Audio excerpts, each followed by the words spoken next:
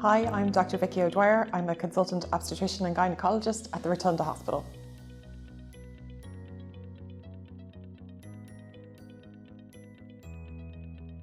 Menopause is when a woman's periods have stopped for at least 1 year. It's due to a reduction in estrogen and progesterone when the ovaries stop working. The average age for menopause is 51, but we do see a range from 45 to 55.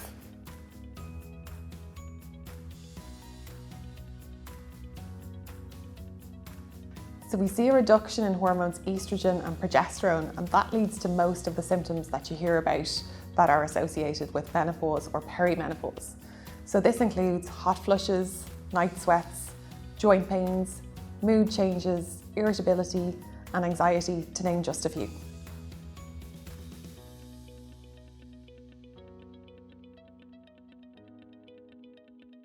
So after menopause, bone density is affected. So some women can develop osteopenia, which is a reduction in bone mineral density, or osteoporosis, where it's really reduced. So this is detected on a DEXA scan, which is recommended for peri or postmenopausal women.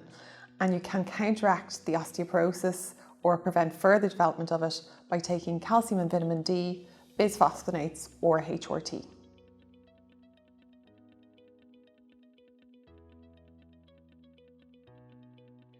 HRT, or hormone replacement therapy, is for most women a combination of estrogen and progesterone.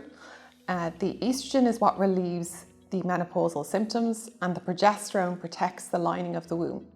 So for women who've had a hysterectomy, they can take estrogen alone, but for those that still have a womb, they require both estrogen and progesterone. And this can be given in a number of forms, so either tablets, patches, or gels.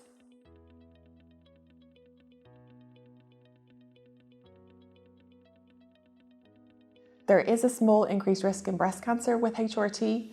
So we go from about a risk of 24 per thousand to a risk of 28 per thousand with HRT. With the patch or gel forms, they are safer than tablets and they have a lower risk of clotting disorders. So things like clots in your legs or your lungs.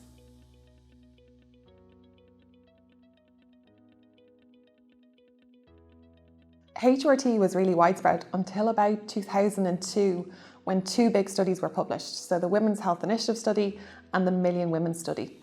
And what these found was that there was an increased risk of breast cancer with combined estrogen and progesterone HRT, and really overnight women stopped taking it. We now have different types of estrogen and progesterone in our HRT that are much safer. So I think that's why women are starting to talk about it more, and as more women go on HRT and realise that the new forms are safer, it becomes more widespread.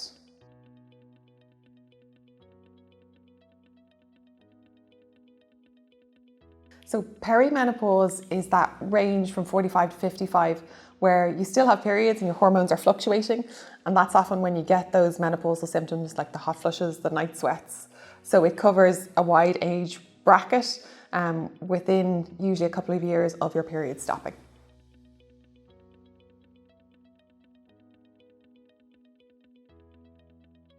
No, so some women will go through menopause with very few symptoms.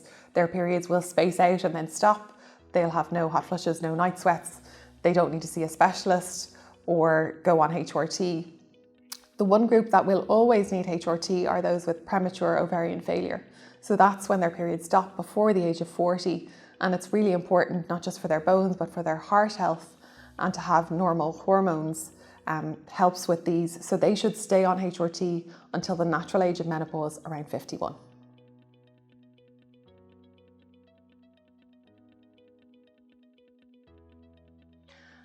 So referral to the Rotunda Menopause Clinic is a GP referral only service.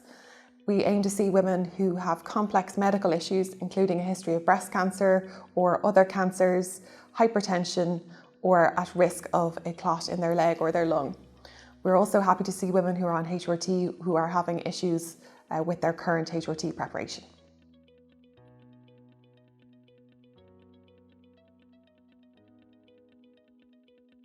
In addition to HRT with estrogen and progesterone, many women are also taking testosterone. This is used to help libido. It's used topically A small amount, a pea-sized amount of a gel is applied to the stomach and it's used every day. We can check testosterone levels then before and after starting treatment to make sure that you're at the right level.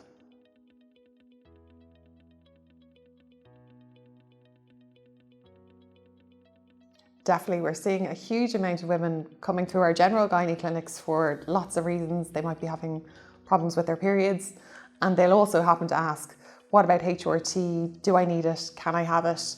We're seeing it more in the media. Joe Duffy was probably the first person to talk about it, and there's lots of good books out there as well on HRT. So Dr. Jen Gunther's book.